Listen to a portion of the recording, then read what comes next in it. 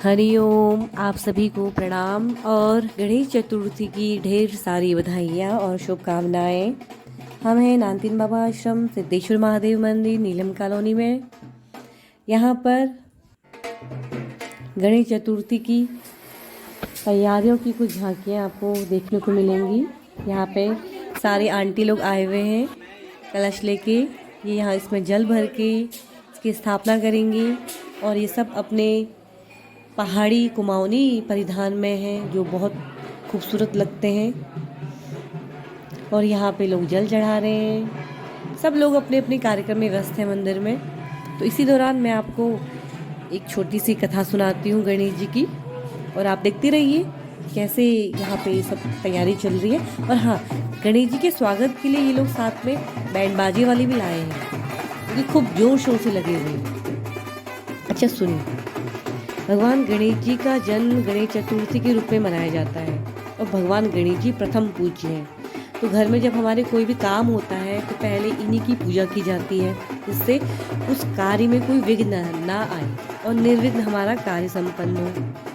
तो गणेश चतुर्थी में लोग अलग अलग दिन के हिसाब से अपने घर गणेश जी को बुलाते हैं, बैठाते हैं, उनका आरती पूजन भोग करते हैं, फिर उन्हें विसर्जित कर देते हैं। तो एक समय की बात है, एक बार माता पार्वती जो है वो स्नान के लिए जा रही थी।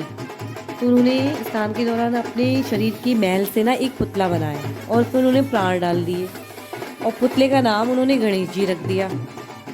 और गणेश जी बड़े भी हो गए और गणेश जी के पास बुद्धि और बल दोनों थे। तो मैं अपनी माता के कहे अनुसार गणेश जी सेवा में तैनात हो गए। इसी बीच भगवान शिव जी आ गए कार्तिकेय भगवान जी के साथ। तो कार्तिकेय ने जी देखा कि उनके रास्ते में कोई खड़ा है, उन्होंने उन्हें हटाने का प्रयास किया, लेकिन गणेश जी कहाँ हटने वाले थे, वो नहीं हटे। वो तो माता पार्वती की कहे अनुसार वहाँ पे तैनात हुए थे। भगवान शिव जी ने भी बहुत प्रयास किया, लेकिन वो कहाँ मानते। बहुत मनाने के बाद भी जब वो वहाँ से नहीं हटे तो भगवान शिव जी को क्रोध आ गया। उन्होंने अपने त्रिशूल से गणेश जी का शीश काट दिया। अब थोड़ी देर बाद जब माता पार्वती बाहर आई, उन्होंने अपने पुत्र को इस हालत में देखा तो वो बहुत दुखी हुई और बहुत विलाप करने लगी। शिव जी ने अपनी गलती मानी और उन्होंने वचन भी दिया कि वो गणेश जी को पुनः जीवित भी करेंगे। अब गणेश जी को जीवित करने के लिए हाथी का शीश लगाया गया। इसी दिन से ये गणेश चतुर्थी का त्यौहार मनाया जाता है। इस दिन लोग व्रत भी रखते हैं और भगवान गणेश की कृपा और आशीर्वाद प्राप्त करते हैं। गणेश चतुर्थी के और भी मान्यताएं हैं। गणेश चतुर्थी जो है वो भाद्रपद मास के शुक्ल पक्ष की चतुर्थी तिथि को मनाई जाती है,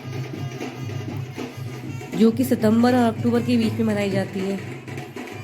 गणेश जी को दूर्वा अति प्रिय होता है। गणेश जी का पूजन करने में हम सभी को गणेश जी को दूर्वा अवश्य चढ़ाना चाहिए और उन्हें मोदक भी प्रिय है, मोदक का भोग भी लगाना चाहिए। वैसे तो भोग में हमारी जो इच्छा है अच्छे से अच्छा बना के हम भोग लगा सकते हैं भगवान को, लेकिन मोदक विशेष रूप से प्रिय है गणेश जी को, तो उन्हें इसका भोग जरूर लगाना है। गणेश चतुर्थी का जब उत्सव संपूर्ण हो जाता है उसके बाद लोग गणेश जी की मूर्ति का विसर्जन भी करते हैं। विसर्जन प्रक्रिया के दौरान आपको उनको जो खिलाना प्रिय हो उसे भी विसर्जित किया जाता है। लोग अक्सर इसे नदी, समुद्र, झील जो भी आपके इलाके के आसपास हो वहाँ विसर्जित कर देते हैं। तो ये थी छोटी सी कथा गणेश जी की। अब ये देखिए, यहाँ पे सब लोगों ने पूजा कर ली है मंदिर में आके और अपने अपने कलश भर लिए हैं पानी से है। और यहाँ पे वो रखते हैं फिर भी नहीं मानते हैं। पूजन करने के बाद ये सब लोग अपने अपने घर पे जाके गणेश जी की स्थापना करेंगे। कोई एक स्थान विशेष भी है जहाँ पे लोग पंडाल सजा के गणेश जी का उत्सव मनाएंगे सब लोग इकट्ठे होके।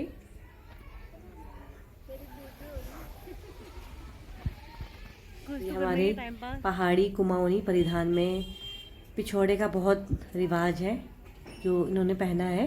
कितना सुंदर लग रहा है। इनके हाथ में कलश भी है। तो यहाँ तो ये सब तैयारियाँ चलती रहेंगी।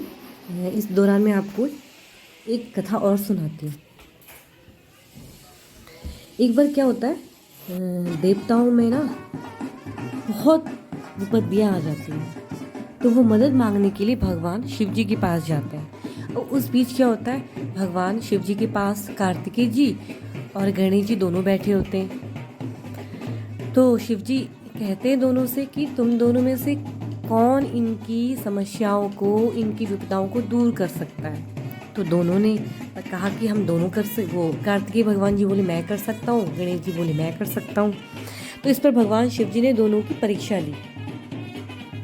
तो भगवान शिव जी ने दोनों से कहा जो सबसे पहले पृथ्वी की परिक्रमा करके आएगा मेरे पास, वही देवताओं की मदद करने जाएगा।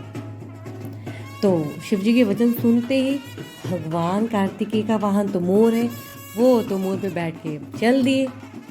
और गणेश जी का वाहन है चूहा, वो बेचारे क्या गणेश जी के ऊपर बैठे हैं, कैसे क्या करें। तो उन्हें एकदम से दिमाग में विचार आया, तो उन्होंने चूहे के ऊपर बैठकर अपने माता पिता की ही साथ परिक्रमा कर दी। और कार्तिकेय जी मोर के ऊपर बैठ के पृथ्वी की परिक्रमा करते रहे। जब तक कार्तिकेय भगवान जी आते, गणेश जी ने परिक्रमा कर ली और माता पिता के चरण छू के वो देवताओं के विपत्तियों में सहायक बनने के लिए चल लिए। तो भगवान गणेश जी बुद्धि के दाता हैं, रिद्धि सिद्धि के दाता हैं। इनकी खूब मन से पूजा करिए। आप सब लोग अपने घर में बैठाइए, भोग लगाइए अच्छे से।